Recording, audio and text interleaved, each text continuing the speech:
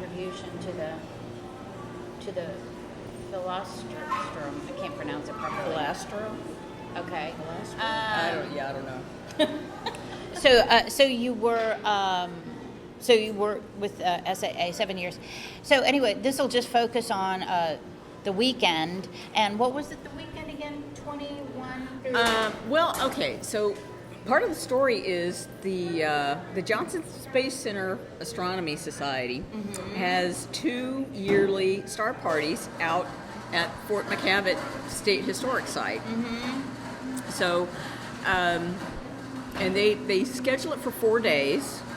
And that's mainly because, I mean, it's a 6-hour drive for those people. Yes, yeah, I mean, right. it's maybe a 2.5 hour. You know, if you're having problems maintaining 80 miles an hour, then it's going to be 2.5 hours from San Antonio. Right. And so McCavitt is west, northwest? It is northwest. Okay. It is in Menard County. Yeah. The county seat being Menard. So it's just, it's off I-10. It's just past Junction. Going north.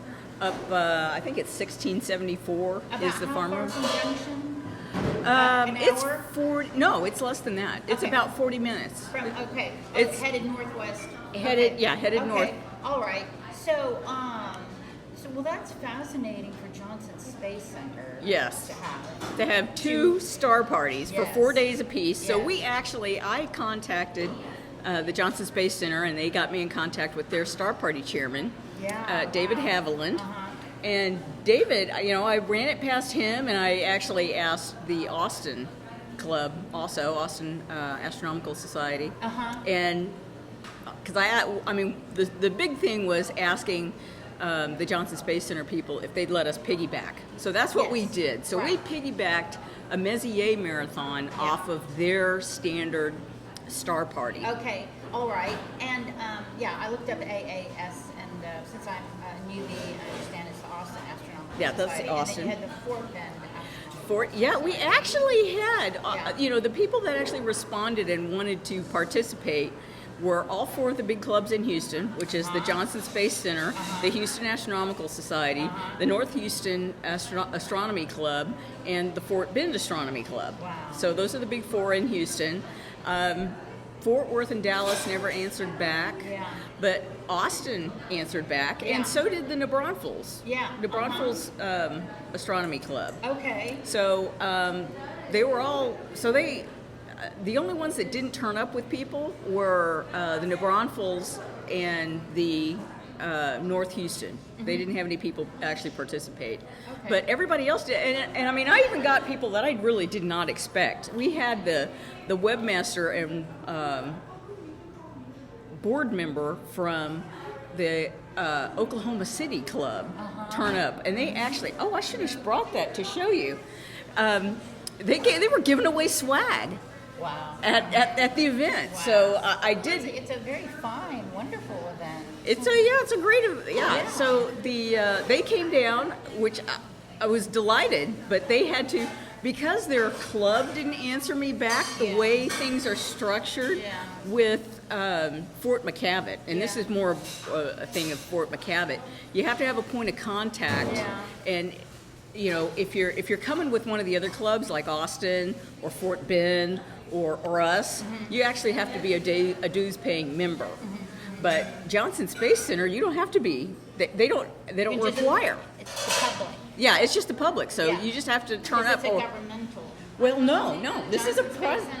Well, they're related. The astronomy club associated with the Johnson Space Center. So I'll get that straight then. So the Johnson Space Center has the members of that astronomy club are with the Johnson Space Center? I don't, I don't know. I know that David Haviland is actually an instructor at the UT Medical School in the medical branch.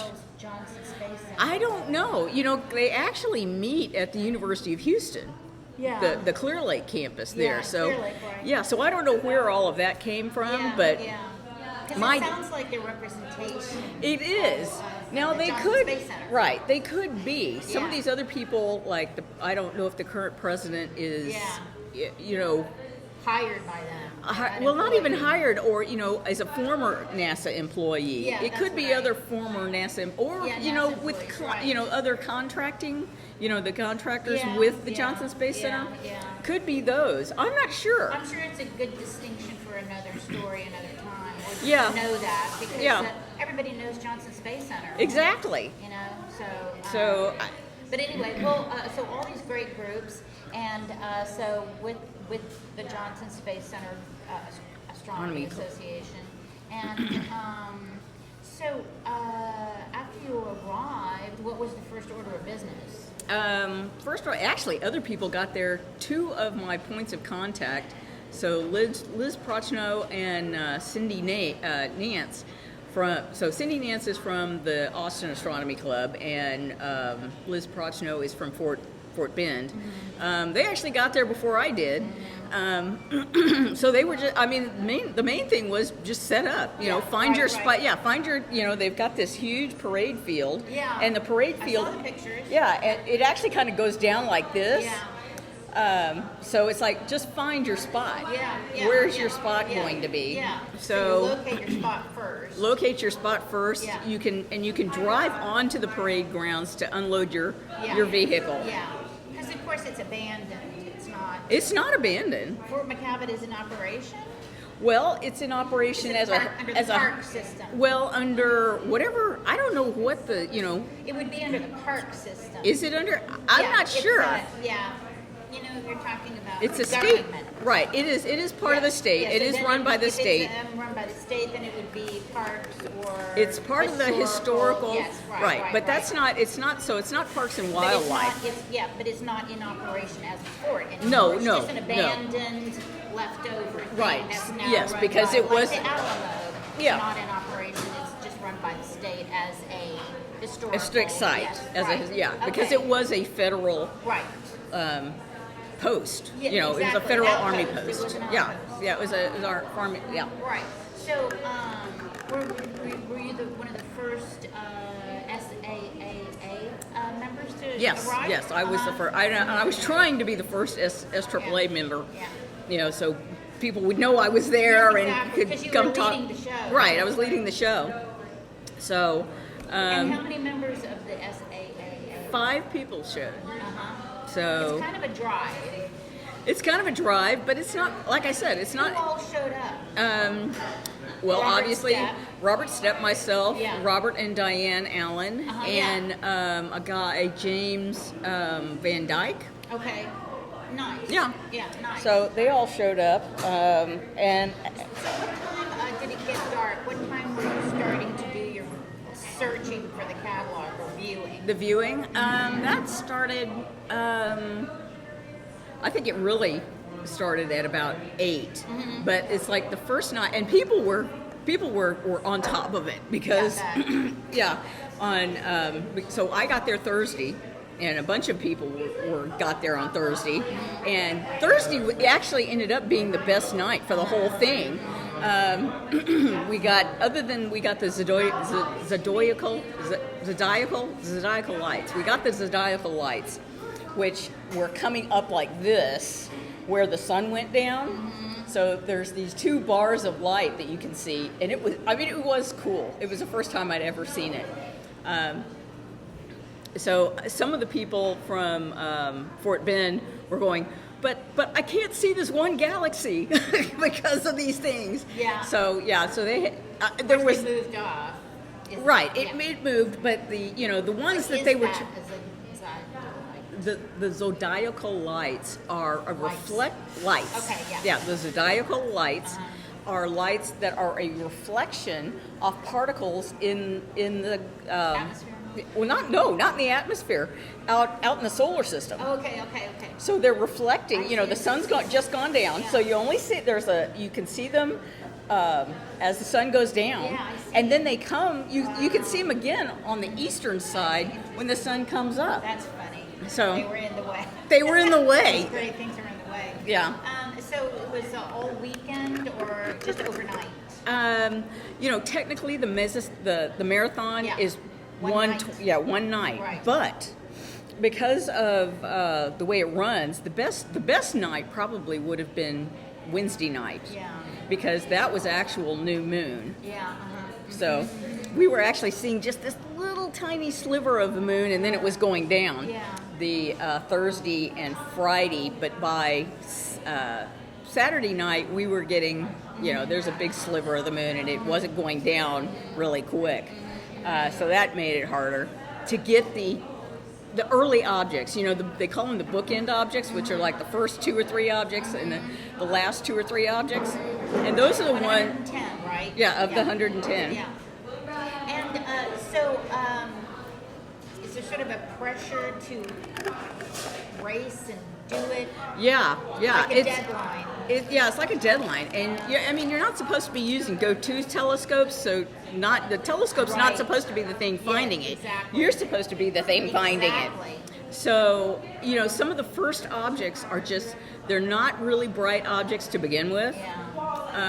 So you really got to know what you're looking for. Yeah, I bet. So. And who all accomplished the goal of 110? I know at least one of the Austin people did, because there's 3 different things you can do. You can just do the standard one, you can do a binocular version. Yeah. Oh. And then you can do an imaging version. Oh, I see. Okay. So the guy that I know that did it and has actually sent me a bunch of pictures from Austin, he he got all 110 imaging wise. Wow. Including the bookend ones, and the one that it was interesting because the one he was having the most problems with was the one that comes up in the morning called M30. It's a galaxy. I think it's either a galaxy or a globular cluster. Okay. But yeah, that's one of the harder ones, and you should see the picture. Even the pictures that he has of it, you can see. And I posted them on X. It is hard to see. Wow. I mean, you really got to know what you're looking for. Yeah, I bet. Because these are deep sky objects. They are all deep sky objects. Yeah. And even the Crab Nebula, Yeah. which is the first one, that's in 1, it's in Taurus, but you see all these pictures of it and they're beautiful, but that's, after somebody has sat and let it, soak up images for, 10 minutes or even longer, where you start to see all the colors and stuff. Yeah. Because those are, all of the rest of those objects are, all of those objects. It's like old-fashioned photography with an aperture that you have to have it open wide to let all the light in. Which right. I don't know if that's applicable anymore. Well, it doesn't. Well, yeah, that does actually still work, but your eyes are not going to see the color. Yeah. So that's what, I mean, and a lot of discussion was going on the field about, just imagine what Messier himself was looking at. I mean, he was in the middle of Paris doing this. Wow. So, but of course, he didn't have the late lighting 1700s, problems. right? Exactly. And they didn't have electricity yet. Exactly. They didn't have electricity. Yeah. Even downtown, what does that tell you about how dark it was in downtown Paris at the time? Right. So, yeah, there was a lot of talk about that. And so was the guy who was finding everything who completed the catalog, I mean, was his scope like all over the place? Was he like going all over the place? He was very busy. I mean, he took a couple of breaks. What did you see that he was doing? He moved a couple of times on the field to get dragged his scope to another yeah, spot? and he had, he didn't have, some of the people had, multiple scopes and lots of different setups and, had the imaging stuff on top Are of. you allowed to have multiple scopes? Oh yeah, I had multiple scopes. Huh, okay. Yeah, I had multiple scopes and I had binoculars, and Diane Allen was using my binoculars, and at first Rob was kind of on the other side of part of the parade grounds, but then he moved over by us, so it's like we were all looking at stuff, particularly once we had the public outing. So as many tools, so having lots of tools doesn't mitigate your own discoveries. No. But the point of the matter is that you can find them. Okay. Yeah. That you find them. That you find them. That's Yeah. the challenge. That's the challenge, and knowing where to look, doing your studying beforehand to know which, what constellations are coming up and when, because you basically really have to do it on the basis of when the constellations are up. Okay. So it's the challenge kind of is how well do you know your sky? Yes. Okay. That's it. Yeah. Not so That's much it. how much equipment you have aiding you in That's right. It's like, can you read? And I know Diane has been working on, taking a sky atlas and based off that, trying to match what she's seeing in the sky. Yeah, so she gets, so Yeah. she can get more familiar with the stars and how to find things. Exactly. So, and the other people, they were looking at sky charts. A lot of them had computer-based sky charts that they were using. So, What about you? How did you do on it? I was having problems with one of my telescopes. So How much did you find? I probably found 10 quickly. Okay. Yeah. Okay. And then throughout the night, or how much did you come home? How much did you come away with? I came away with probably over the entire thing with maybe 40. Okay. Which Okay. this is the first. I mean, because everybody's. This is the first time you've ever done it? Yes, Okay, this is it's a- your first Messier. It's my first Marathon. Messier, Okay. and yes, so of course I had to organize Yeah. a bunch of other Yeah, clubs yeah, to I do it with understand. me. I So, understand. yeah. And you were the lead organizer. If you hadn't gotten your rolled up your sleeves, this wouldn't have happened. Right. For SAAA or for all those For clubs? you for all of those clubs. Okay. For You all were of those the clubs. Yeah, that's a Yeah. big organizing thing to do. Yeah, because Plus to pack your own gear and get there. yeah, You yeah, really made a heroic effort. yeah. How would do you know how the others did in terms of finding them? Was it the Allens' first time?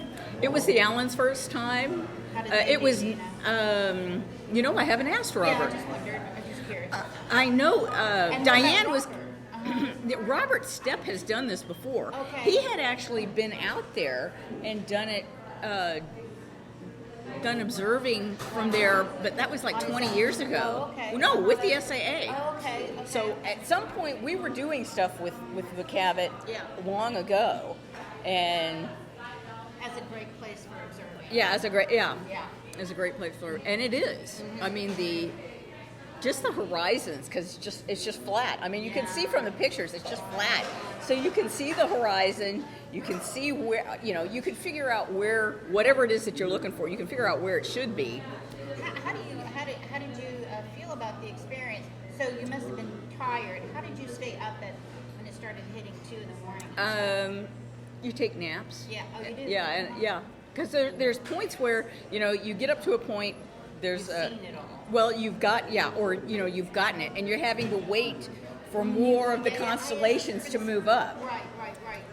So yeah, people take naps. I know I took naps, and then got up and you get to. There's other things you could see. I mean, we did look at Jupiter, because Jupiter was spectacular, but Omega Centauri was also coming up around 3. Was it wonderful to be that far out, unless you do this all the time, to really Yeah. have an easier time Yes. viewing? Viewing, yeah, it does.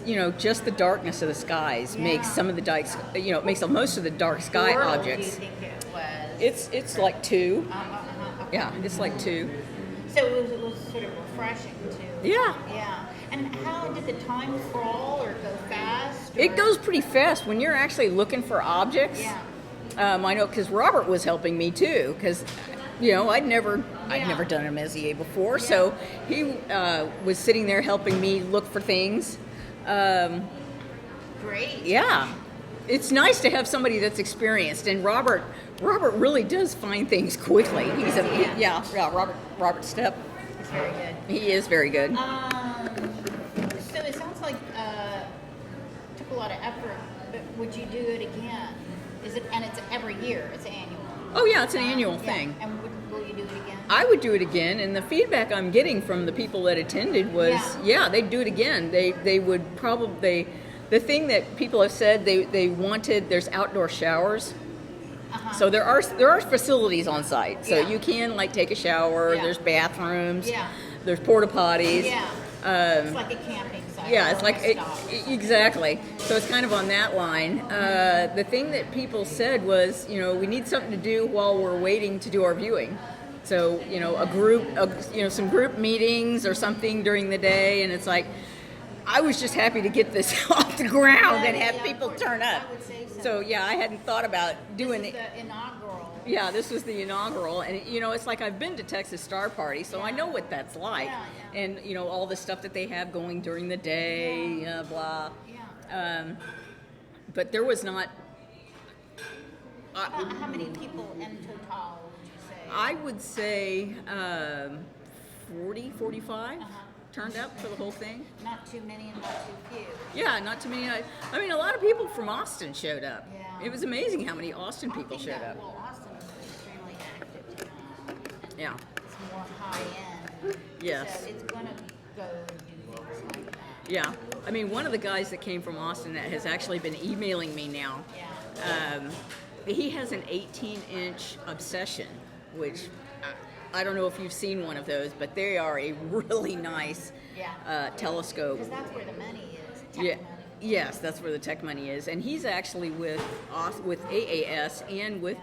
So one of the other clubs that ended up piggybacking off of the AAS was the Williamson County Astronomy Club, and this guy was actually a member of both, and he was showing me. I mean, I would go if I really wanted to see something and see what it looked like up close. I would go over to him, and he'd say, "Sure, let's go look at that." And we'd take the obsession and go look at it. It was so cool.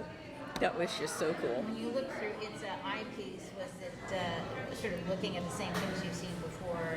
It's looking at the same things I've seen before, but through that eyepiece and a telescope with that big, a mirror that's like this, it's a whole different experience. So it's kind of like I remember one time we had 4 seats at the Spurs, and yeah, I didn't care about that. Yeah. I mean, but I would do that again because it was 4 seats. Yeah. It was a whole other world. So it'd be, it is like that. Yeah, exactly. I mean, and one of the guys that was next to me, his name is Lee. He's from the Fort Bend, and he was Fort Bend and Johnson Space. So many of the people, like in Houston and Austin, they're a member of more than one club. Oh, interesting. Yeah. So this guy Lee, he had just bought some new super duper. I didn't even ask him how many millimeters it was, but he had a great new eyepiece that he was sticking on his telescope. Yeah, and it really. I mean, we were looking at the Orion Nebula, and it made it pop in a way that I tell you I've never seen before. But it just was fabulous. That's interesting because again, money. Yeah, exactly. Enjoy some of the high-end luxury. Yeah. Scopes. Yeah, and they definitely. And because of being from these different towns. Yes. Yeah. So. You don't get that all the time. No, you don't. And most people are not bringing out those kind of. No. And normally when if you've got a new like $1,000 eyepiece, they don't usually use those during outreach. Mm-hmm. So. Of course. Yeah. Of course. Well, so was it one night, or how did it went on? It was 20 through 21. It was it was technically Friday. The technical where we had scheduled was Friday night to Saturday morning. Okay. But people were doing it Thursday night and Friday night and. Anyone stay over the weekend? Or? Well, yeah. I mean, most people stayed through because the deal with Fort McCavitt is, if you're staying for free, we'll let you stay for free if you stay and do the outreach on Saturday night. Great. That's wonderful. So so you had that's terrific. yeah, so that's the deal with the fort. Yeah. And we actually did. We probably had 45 to 50 people turn up Saturday night. Yeah, that's very nice. That's Yeah. a great deal. Yeah. For them and for you guys and for everybody. Yeah. I mean, it could have extended. I left on Sunday morning, but that was because I had a cat with me. So Big Samar, the astronomy cat, was there, and he got away the first night. That also impacted how many objects I found because he got away, and I spent probably 2 hours looking for him, and I finally found him. Where? He was on the parade grounds, and there's the barracks here, and then there's some other buildings here. He was on the other side of these buildings here. I'm so glad you found him because that would have ruined the whole thing. Oh, that would have, yeah. I'm sure you thought twice about bringing him though. Yes. Because you Well, don't want that to interfere. no, I don't want that to Next interfere, time. but he's a cat that, he has congestive heart failure. Okay, I So see. he has to be given. Couldn't leave him behind. I felt like I couldn't leave him Yeah, behind. I understand. So, You carry him in a cage? yeah, he was in a cage, but you can't for 4 days. I can't leave him in a cage. Yeah, I understand. So No, I don't mean a cage at home, but I mean you Oh, had him out in there? in a carrier. I had him in a carrier in the car, but I put him on a leash. I put him on a leash, and he got out of it. Is what happened. And he was he wiggled out because he was mad because I wouldn't let him just run off. Yeah. So- Of course not. Well, it sounds like you really enjoyed it. You must be proud of yourself for having pulled this off. So. Yeah, I am. I'm happy. And so far, all the feedback I've gotten from the people from all the other clubs is, we'd do it. We'd do it again. And often, something of that magnitude, you've got to do it. You need a couple of run-throughs before it. To shake it out, Very yeah. smooth event, because when you go into something you don't know anything about, it's a learning process. Yes, it's definitely a learning process. Yeah. So, I and can't think of anything else to ask you. Did anyone come away very disappointed? But I guess that's not really the point. yeah. No, You know, most people. that you showed up and then found some objects in the sky. Did people have like a list of the? Oh yeah, in fact, there's. Talk a little bit about that.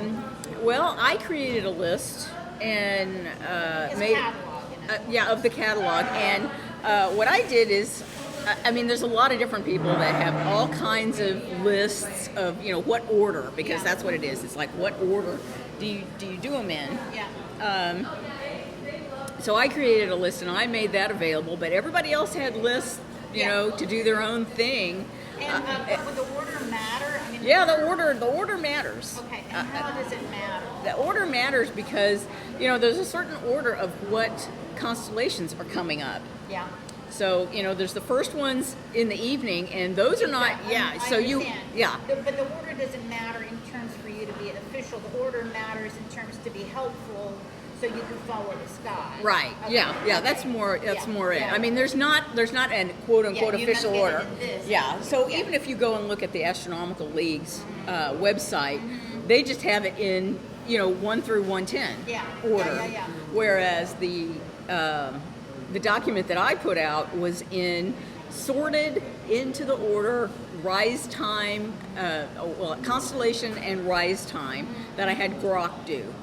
So those work, and obviously other people. There's a lot of other people that have all kinds of orders, but some of these orders that the people are doing them in depend on where you're at. So we're pretty far south. If you're in Paris, why wouldn't Messier have noticed Omega Centauri? He didn't, because he couldn't see it from Paris. Yes. So is that, given different parts of the world and hemispheres, is this international? It can be international, but it's only going to be in the northern hemisphere. Yeah. Because right. That's if what you I mean. So, yeah. But even though different hemispheres, different time zones have Messier Marathon. Oh, yeah. Yes, Oh, yes. yeah. Okay, so this is tying it into an international. And would they necessarily be on the 20th, or maybe they're on days? But It's going to near the spring equinox. Yeah, it has to be near the spring equinox, and your best bet, your best bet is the new moon. Yes. At the Okay. spring equinox. So. All right. And that wherever, if you do that, it kind of, wherever you are in the northern hemisphere, you'll be able to do it. If you're in the southern hemisphere, no. Yeah. Right. But it's an international event according to where you are in the sky, and that's a great thing. I wonder how long the Messier Marathon's been going on. I can look it up. Well, it's been going on since the 1970s. Okay. Yeah, a couple of astronomers organized it and started to make it popular. And cool. and people started getting involved in it. Yeah. So, even Danielle, our Danielle did it, but it took 3 times for her, and she's... Robert told me she can find every single thing in the sky. Yes. Yes. She She identify every is- single thing in the sky. Exactly. At that She's time. very good. Yes. very good. Wow. So she has done it 3 times, Mm-hmm. and wow. Well, it took her 3 times to actually get Do the all 110. 110 Okay. in one night. Yes. Oh, yeah. Because it's the 100. That's a lot. It is. Is 24? I mean, is 12 hours enough time to do it? Yeah, some of them, there's some objects where you may have 3 galaxies that you can see all in one thing. Okay. And obviously, you picked up 3 right Yeah, there. right. So then it's like move on. Yeah, So, yeah. there's things like that where you have little groups and you can probably get more than one Messier object at the same time and move on. It's challenging. But it is, it is challenging. But more of the challenge is some of the not so bright objects. Yes. Yeah, and the ones that you're going to have to get when the sun is either coming up in the morning or going down in the evening. And then you're tired at 5:30. Yeah, at 5:30 in the morning. Yeah, so coffee is important. Yeah. I bet you were exhausted after, and then driving back. Well, actually, driving back, since I can't, I got some sleep before Yeah. I drove back. Yeah, So, yeah. and I think Robert and Diane did too. Yeah. I'm not sure And when. you were Well, I was tired. tired. Yeah, I was tired, but I was happy Yeah. because it went off, and people seemed to be, happy with, Yeah. having access to the site. Yeah. Because I know the people from Houston. You really have to drive a long way to get away from the Houston glow. Yes, So. right. And to head in the northwest direction. Well, I can't think of anything else. I think that's really